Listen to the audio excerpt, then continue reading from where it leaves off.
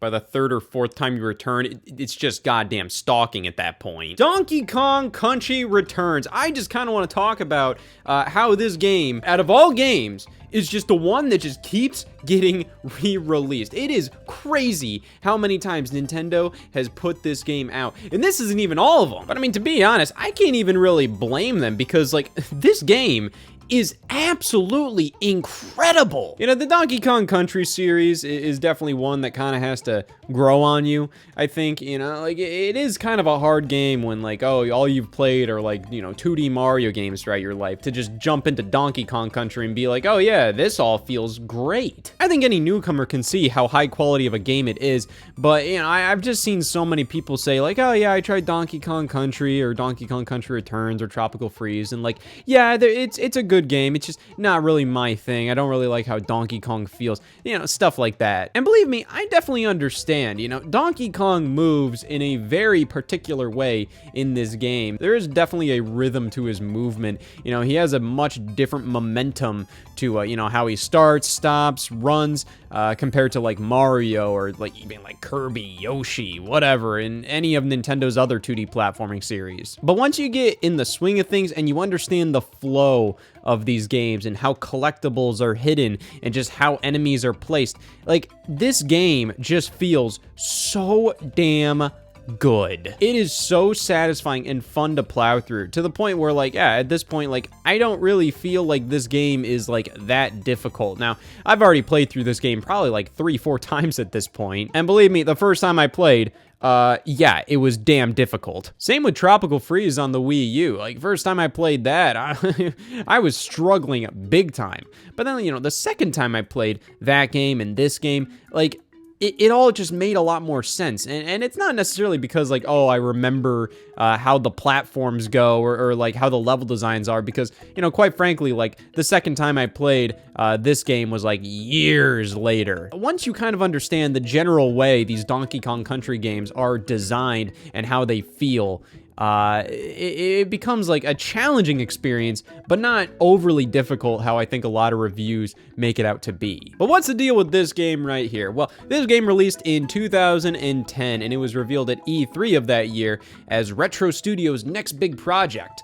You know, Retro Studios up to that point was pretty much only known for Metroid Prime 1, 2, and 3, which is an amazing track record, but it is awfully Metroid flavored, don't you think? I mean, at that point, you already knew how talented Retro Studios was based on just that amazing track record of that Metroid Prime trilogy. But then just the fact that they go from that to fucking Donkey Kong, it shows, like, damn, these people can do anything. And then after this game, they helped design tracks for Mario Kart 7 on the 3DS. It's just like, you know, these are the most talented motherfuckers in the world. It was really cool that this was kind of Nintendo's big 2010 holiday release for the Wii. You know, like, Donkey Kong was back, and they made a big deal about it. This game is so heavily polished. And, you know, after years of Donkey Kong being on the sidelines and just getting, like, weird spin-offs and kind of like a, you know, like a somewhat mainline game with, like, Donkey Kong Jungle Beat, but it's also like, it's a game where you control it with bongos. That was what Donkey Kong was throughout the 2000s, just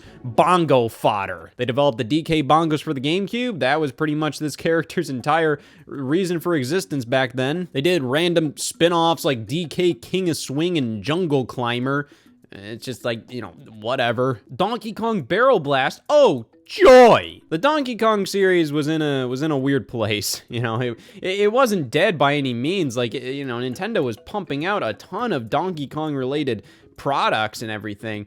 But it just kind of felt like a very directionless, just like, oh, he's an iconic character, so we're gonna keep pumping games out with him. Donkey Kong Jungle Beat is a really cool game, and it was developed internally at Nintendo EAD. But Jungle Beat is definitely kind of like a weird thing. It's almost in its own universe, where, like, none of the characters are really from previous Donkey Kong Country games. Hell, you don't even have, like, Diddy Kong in the game. You have, like, these helper monkeys in the game. I feel like, you know, you could have made that Diddy Kong, but, like, no, they wanted it to be kind of like its own weird little, like, different Donkey Kong related thing that looked like a Donkey Kong Country game, but it wasn't. That game felt like an incredibly high-end experiment where it's like, let's make an incredibly polished, just graphically amazing platformer game that is pretty much much based around like just tapping bongos. I mean, it's a pretty short game overall, and it definitely feels like more of like an arcadey style platformer game. So,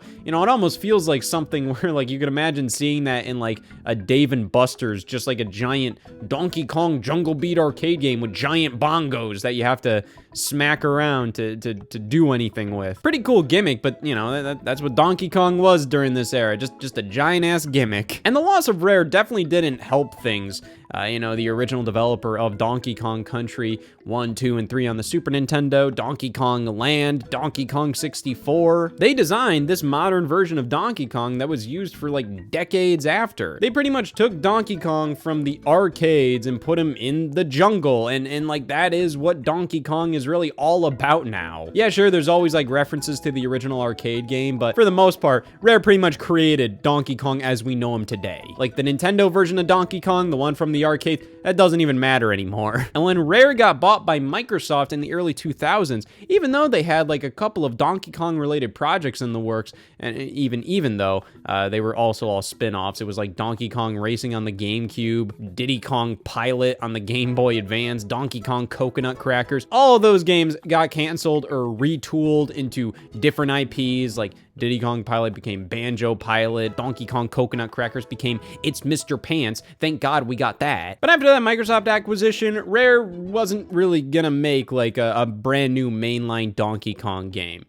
They did come back for a couple of things, primarily the Donkey Kong Country series re-releases on Game Boy Advance. Yeah, we got DKC 1, 2, and 3 ported to the handheld, and you know, for the most part, they're pretty fine versions. Definitely a little weird because they kind of had to rebuild the games, and also like with the first two games, the colors are just weird with them because they had to make sure it would be viewable on an old Game Boy Advance without the backlight. But for the most part, you know, like it's Donkey Kong Country on the go, which is far different from Donkey Kong Country on the Go, or Donkey Kong Country on the Go. But I think these re-releases and constant spin-offs did show there was a ton of value in Donkey Kong Country as a franchise. And I believe Retro Studios were the ones that were initially interested in like, hey, yeah, I mean, we might be interested in doing a Donkey Kong game. And yeah, after Metroid Prime 3, Nintendo pretty much greenlit them to make Donkey Kong Country Returns. I know Miyamoto, you know, had a heavy hand in like, you know, like helping Retro out, kind of understand the ethos of Donkey Kong. I think he was quoted saying like, hey, this is my baby, don't fuck it up. But you know what I really like about Retro's take on Donkey Kong Country is like they respected the originals, but they did their own thing too. Like even just the way it works with like, okay, like when you get Diddy Kong in the game, it works in a different way than the Super Nintendo originals, and Diddy Kong gives you the ability to hover with his jetpack. And you have like Donkey Kong's ground pound in the game, which was available in the original game on the Super Nintendo, but it was much more of like just a weird little like thing you could do if you wanted to, but it wasn't really necessary at all in the game. Here, it's necessary literally all the time. And honestly, I just feel like everything flows so much better in this game compared to the originals on Super Nintendo. I still think the originals on Super Nintendo are quite excellent games. They are some of the best 2D platformers out there. But this right here, Retro's take on Donkey Kong Country, I think is even better. Just the way the world is designed is so organic, but so just like fun-loving, and just everything feels so alive. Hell, I mean, the fact that like you have frogs in the game where like they're jumping up and down, but they're jumping up and down for a reason. They see a fly. Like everything design-wise makes sense in context to like the world, and it makes Donkey Kong Country feel like it takes place in like an actual living, breathing world, which is definitely leaps and bounds better than New Super Mario whatever the fuck. One of the best 2D platformers out there right here. Donkey Kong Country Returns, it may be a little like generic as far as like being like a, you know, a mainline entry in the Donkey Kong Country series. It does introduce quite a bit, you know, it introduces new enemies, and it introduces you know, the Tiki Tak tribe, which everybody kind of clowns on. They're just like, I hate these bastards. I'm like, I don't think they're that bad. Like in the grand scheme of like Donkey Kong villains, I think they are perfectly fine. You know, obviously the villains in Tropical Freeze are way better because they have a lot more personality, because like, oh, it's a Viking animals who are taking over Donkey Kong's island. that's something better than a couple planks of wood. Yeah. But the Tiki Tac tribe, they're fine. Like, I don't have any visceral hatred for them. Yeah, sure, Donkey Kong Country Returns. It's a little vanilla as far as, you know, like mainline entries go. But a lot of games during this era had to be like that, you know, like if the franchise took a break for a while, you know, coming back with like, oh my god, they're doing all this crazy stuff. Sometimes going back to basics and going back to, you know, where it all started, you know, theming wise and, you know, complex character design wise. You know, I think this makes sense. And it doesn't even feel that generic. You know, this just feels like good comfort food. It doesn't feel boring like a lot of other like vanilla reboot feeling kind of games like New Super Mario Brothers Wii feels, you know? And I mean, they do a lot with this. At the end, Donkey Kong punches the freaking moon. This game is just awesome. It is challenging. It is incredibly well designed. I love just plowing through the levels, collecting all the Kong letters. The puzzle pieces, I'm going through the game again right now, so like I might go back through the game and try to collect all the puzzle pieces, but those are a little more like, yeah, sometimes I don't get them all. In fact, most of the time I don't get them all, but the Kong letters are, they're fairly easy to get all of them. But just the flow of going through these challenging levels where they're challenging but not overly difficult, and just the feeling of like bouncing off the enemies, the sound effect that plays when you bounce off of an enemy and collect like a banana and you collect like one of the collectibles, it just all feels so perfect. This game did incredibly well back on the Wii. Game sold like nearly 5 million copies. And during the Wii era, where like it kind of felt like Nintendo was starting to kind of, you know, lessen the difficulty with a lot of their games, you know, like, oh, we gotta maybe cater this to a wider audience and make things easier. To see Donkey Kong Country do so well and be so challenging, I think was great to see. So it feels like Donkey Kong Country is here to stay. What's next? Well, Donkey Kong Country Returns again! Yeah, in early 2014, during like a February Nintendo Direct, Nintendo announced at the very end that Donkey Kong Country Returns was getting a port to the Nintendo 3DS. Donkey Kong Country Returns 3D. You know, at the E3, Nintendo revealed Donkey Kong Country Returns.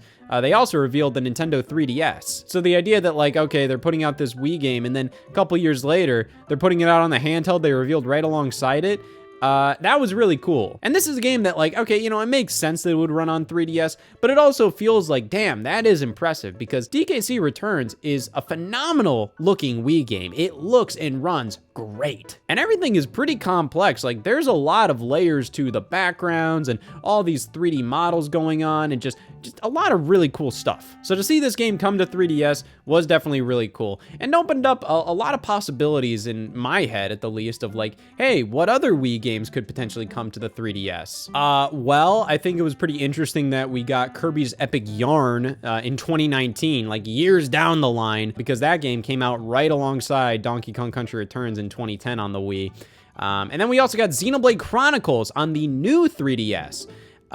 Which kind of just shows that, like, yeah, theoretically, like, pretty much any Wii game could have worked on 3DS as a port. If you could get Xenoblade Chronicles to run on the new 3DS, I think you could have gotten, like, Twilight Princess, or Metroid Prime 3, or, like, Mario Galaxy 2, who knows? But Donkey Kong Country Returns 3D was one of the first major, like, oh, this is a Wii game running on 3DS. It made a lot of sense. I mean, like, there's a ton of sections in this game where Donkey Kong goes from the foreground to the background.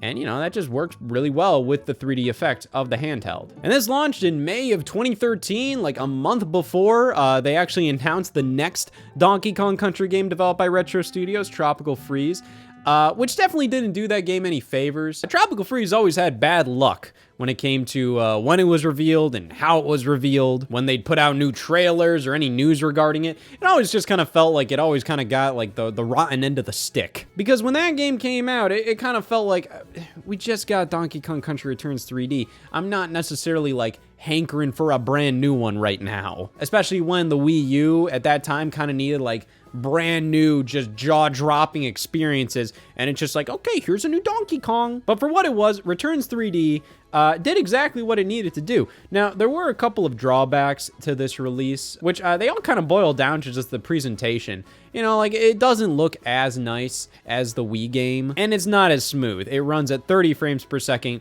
compared to the Wii version's 60 frames per second. But this version has a couple of big improvements. So with the Wii game, as good as that game was, it had this mandatory-ass motion control. And, like, the motion control works fine in Donkey Kong Country Returns. You know, you have to just shake the Wii remote to roll, and you just have to continue shaking it to do a bunch of ground pounds when Donkey Kong is stationary. And that's fine. Like, it works fine in the game. You know, I played through the whole Wii game like that. You know, it's one of those things that, like, maybe initially it's off-putting, or just the idea of it is off-putting. But once you're playing the game, like, it works perfectly fine. But my thing is, like, dude, like, there are so many more buttons on this Wii remote that you could be using to ground pound, to do your roll. But you're forcing me to shake the damn thing every time. And it just is like, come on, man. Just options. That's all I want, is options. Hell, if the game just offered classic controller support, like I could use my Wii Classic Controller, Wii Classic Controller Pro,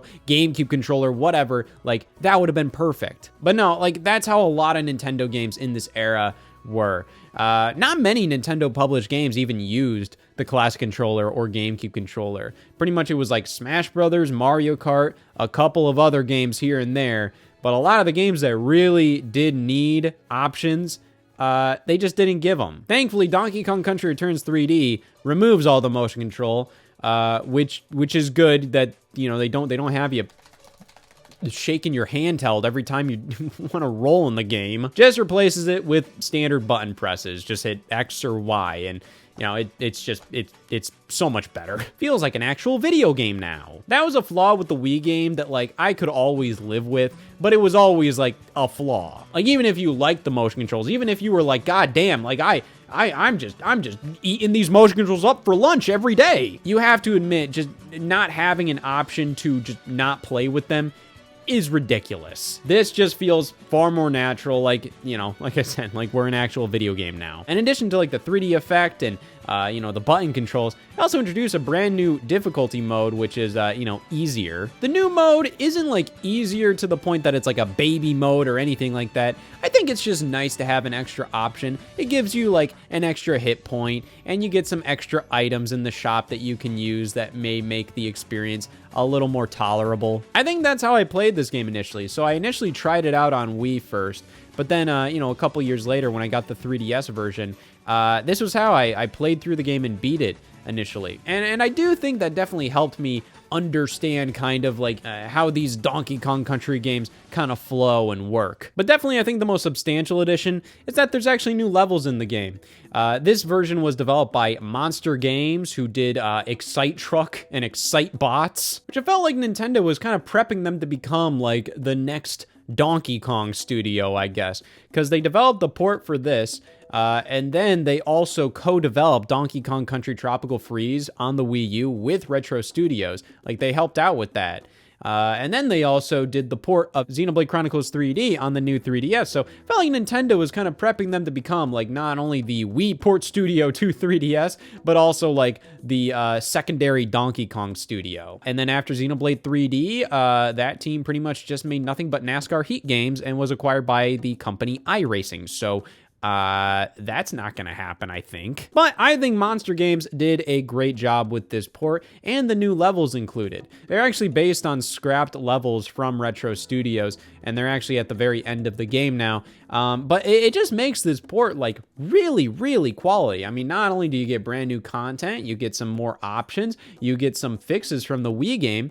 The only major problem with this is that, you know, like it looks a little lesser quality. It's definitely like noticeable, but it's not like this substantial downgrade that's like, oh my God, the game is hideous now. It looks like Donkey Kong Country Returns running on the 3DS. It looks good for the 3DS, and it looks very comparable to the Wii version, but it's also like, yeah, it does look worse. And the frame rate is halved, which doesn't really bother me while I'm playing the game. It is something where, like, yeah, when you play this and then you go to the Wii version, it's like, all right, yeah, this feels a lot better. This is smoother.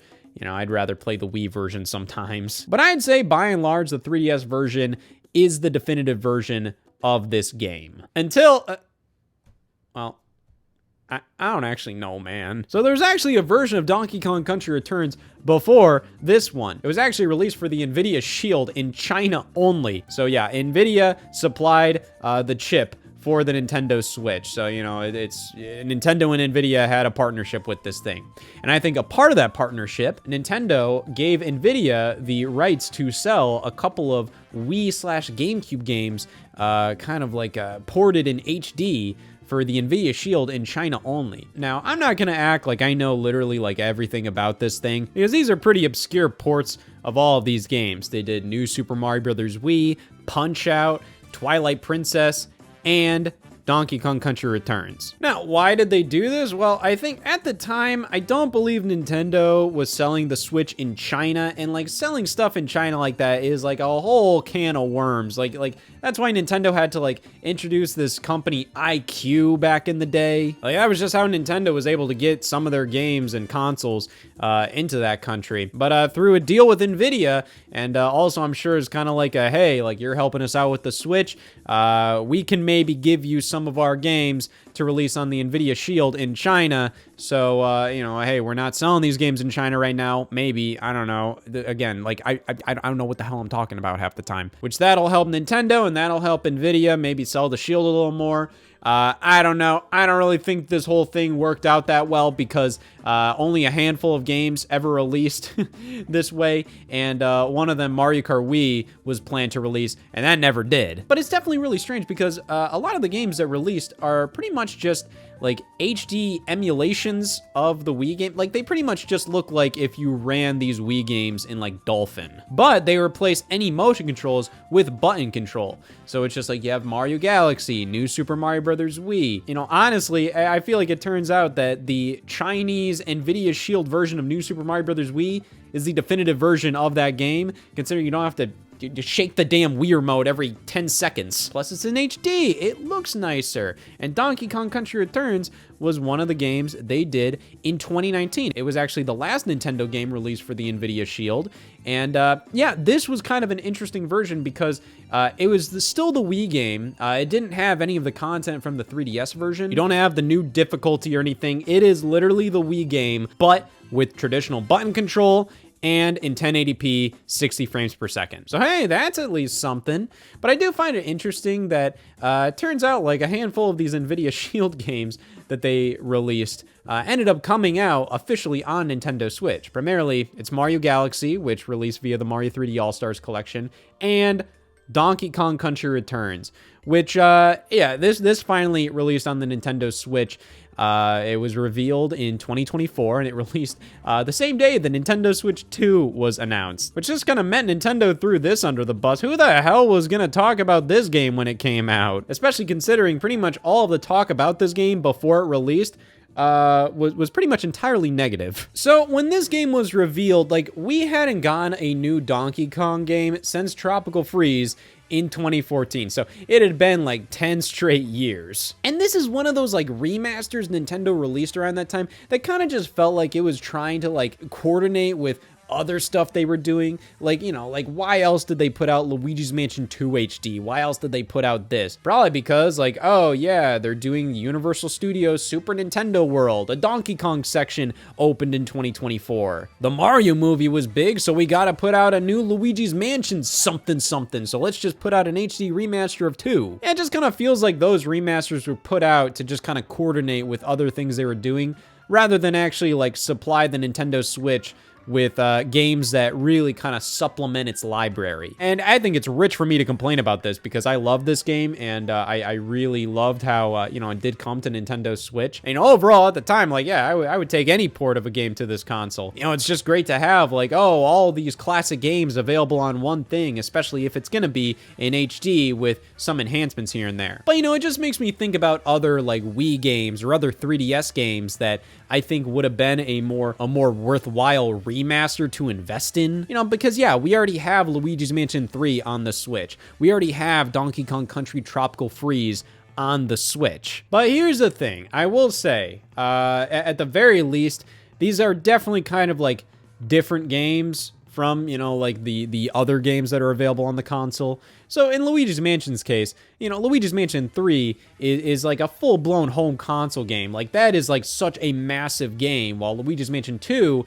is definitely more designed for handheld play, kind of pick up and play experience. And I would say Donkey Kong Country Returns is kind of a similar deal. Tropical Freeze's levels are long. There's less levels than what you get in Country Returns, but they're much longer. And honestly, the kind of more vanilla take on Donkey Kong Country in Returns, the shorter levels, just kind of like, you know, hey, like, let's just go in. We're not going to see anything crazy. We're just going to have like a damn good Donkey Kong Country experience.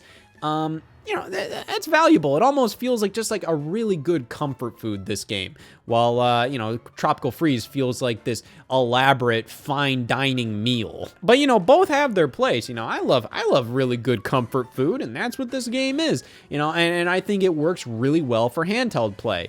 Tropical Freeze still also works well for handheld play, but I think this is also, you know, better. And, you know, if you really enjoy Tropical Freeze, then, you know, I'd recommend checking this out. But, you know, it is kind of weird where it's like, I'm not really sure if you're gonna like this more than Tropical Freeze, but hell, I mean, here's more Donkey Kong Country for you. But the price point was always a massive problem. $60 for this, full price for Country Returns HD. Donkey Kong Country Returns on the Wii was $50 when it was brand new. 3D was $40 when it was brand new in 2013, and now this is $60. It's the same price as Tropical Freeze, which was also overpriced at $60 because that game was $50 on Wii U. I just think that's absolutely ridiculous. I mean, at the very least, like, price this at like 50, 40. I think 40 is fair. It doesn't even make sense because I'm going like, you know, this is obviously a lesser effort than Tropical Freeze. This is a lesser effort than a lot of games Nintendo's putting out at $60 because this is a port of the Wii game that doesn't really add anything at all. Well, all right. Let's be fair here. Returns HD kind of sets out to be the definitive version of DKC Returns. You pretty much have 60 frames per second from the Wii game, better visuals than all the versions up to this point, and then you also have all the content pretty much from the 3DS game. You have the modern difficulty mode, you can see right there, you know, the extra hit point, and you also have the 3DS levels. So yeah, you know, like, it is nice to have like an official all-in-one version of the game. You no longer have to take the concessions of the 3DS version to get the definitive version of Country Returns. The problem is this game was developed by Forever Entertainment, one of the more controversial developers of the Nintendo Switch era. You know, some people love the stuff that they've done, some people absolutely hate them. So Forever Entertainment did the remake of Panzer Dragoon, and they also did the remake of House of the Dead and House of the Dead 2. Some people just appreciate the fact that these games are available on modern platforms and they look kind of nicer.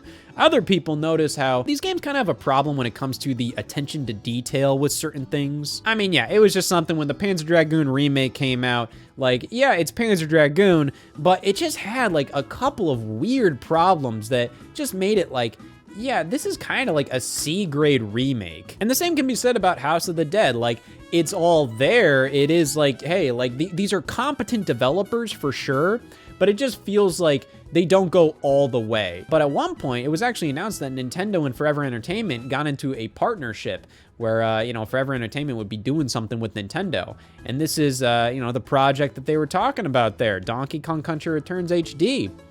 And they did a fine job. While I'm playing this game, like, this is actually a game that I decided, like, hey, I'm not gonna capture footage initially. I'm just gonna sit on the couch and I'm just gonna play because I just want to play Donkey Kong Country Returns again. While I'm playing it, I don't really notice any issues. But it is something that, like, when you compare this game side by side to the original on Wii or the 3DS game, you notice some weird missing effects. You notice a couple like weird things with it where it's like, I don't really think it's like anything horrible, but it's just kind of weird where it's like, why is this an issue to begin with? I know a bunch of social media users and people on YouTube have shown side-by-side comparisons.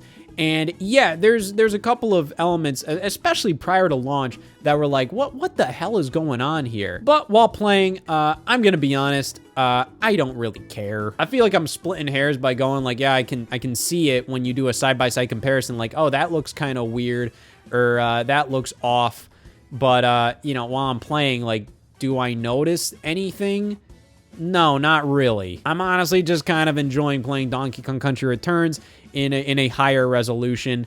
And overall, I do think the game does look better. They gave Donkey Kong a nice little fur effect in the game. They updated a couple of effects. By and large, I think it does look better. But again, like there's just a couple of like weird little things. It just feels like a lot of little details weren't accounted for. But by and large, yeah, it is the definitive way to play Donkey Kong Country Returns. It's overpriced. I wish there was new content or like something else to it. It's pretty much just an HD version of the 3DS game with, you know, the frame rate of the Wii game.